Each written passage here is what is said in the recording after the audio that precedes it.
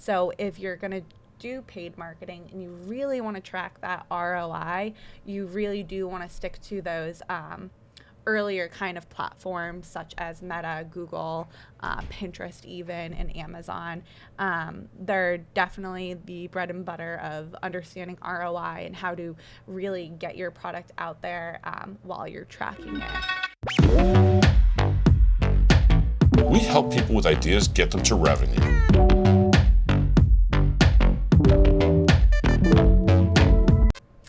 Hi guys, welcome back to the 52 Launch Podcast, Season 2, Episode 2. I'm Sarah. I'm Jalen.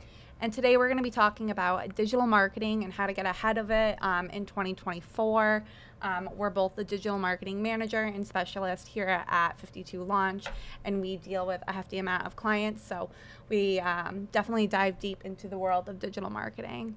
But we're going to break it up into three different topics. Yes.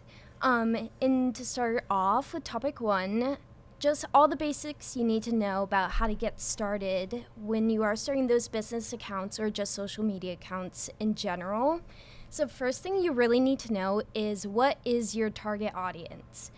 Depending on what you're selling, depending on your product or just your personal brand, you want to find a target audience, which is a group defined by certain behaviors, their interests, or demographics in general. And these groups are what you're going to help yourself narrow down in order to find people who will purchase the products. And from there, you're going to find multiple other audiences underneath your target audience that will help you find different people that you can target using like different deliverables, copy, and everything else. So a great example and what's going on kind of recently is that there are 10 to 12-year-olds going towards Ulta.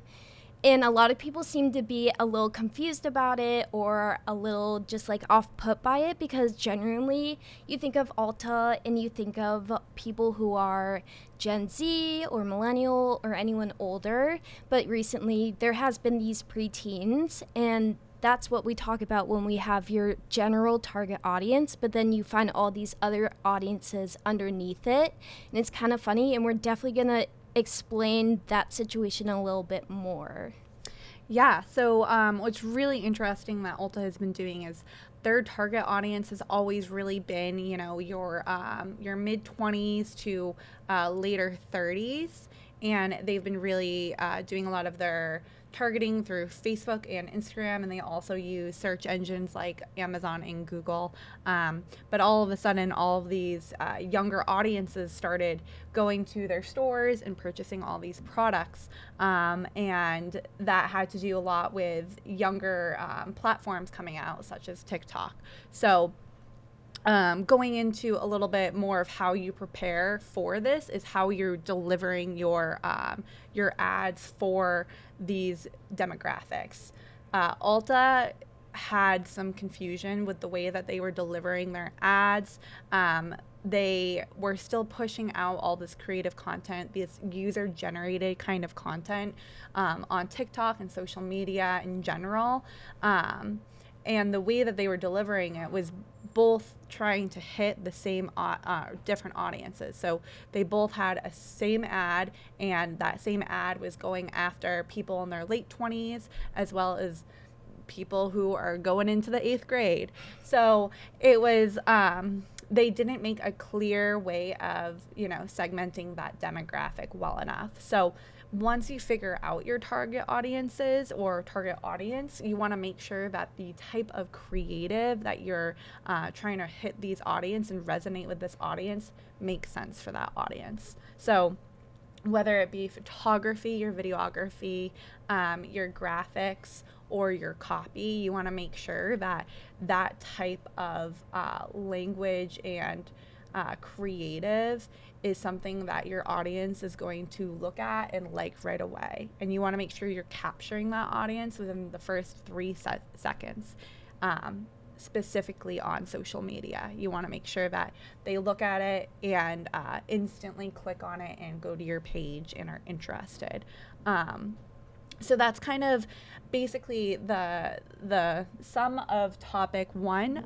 Just making sure that you have your audience and you know how you're going to be targeting this audience, and you're not going to be flaky with it and not exactly segmenting those two audiences correctly. But another topic that's really important when we are talking about those deliverables is basically those channels and whether or not you're delivering through organic social or through paid social, or organic search or paid search. So going into topic number 2, we're going to be discussing the differences in choosing your channels and then going organic versus paid. So talking a little bit about your channels, you want to make sure that your audience is sitting on that channel. If I am targeting someone who just graduated high school and is most likely scrolling through TikTok all day long, just really interested in content, I'm most likely not going to push my ads out onto Facebook, even though those are two social media platforms and you think they would both sit there. They are not. That 19, 18-year-old is on TikTok, and you should be doing some type of advertising on TikTok. But that's not to say you should be doing paid advertising on TikTok. So Jalen's going to talk a little bit about paid versus organic. Yeah, so there's a lot that goes into the differences between organic and paid. One takes a lot of time to be able to grab all of the elements that you need to be posting all the time. And then paid, you pay for ads to show up for certain audiences. So if you want to do organic, you have to have a very strong intuition about what your brand is and who you want to come out as your brand. So as Sarah mentioned, doing TikTok for if you're targeting teenagers would be the smartest bet to do organic, because you don't have to be paying to be posting on TikTok. But if you are selling, say you are trying to sell and get people to come to a restaurant, that's a whole different deal, because you want to be able to use different channels like Google, Facebook, and you want to be paying on those types of channels instead, so that you're going to be coming as the top bidder. So you're going to be coming at the top of a search or the top of a page, or even just coming up on someone's page if they have similar interests or they have similar behaviors in the same location. All those different things kind of go into it. Like we mentioned earlier, the Ulta thing comes back into play, but the reason Ulta ran into new audiences because they chose to switch up their content and start to post user-generated content, which is organic. So they started off with paid content, which was on Facebook, Instagram, most likely Google, and then they switched over to TikTok, which one switches our target audience, but then also switches over to our organic content, which is a good example of how easily it can affect your target audience, but also the difference between like using organic or using paid and how that can affect like kind of like who you're going to find in your stores and how that's going to switch everything up, kind of. Yeah, definitely. And we just listened to a really great podcast by Gary Vee, in his podcast about, how to move forward in 2024 with your marketing strategies.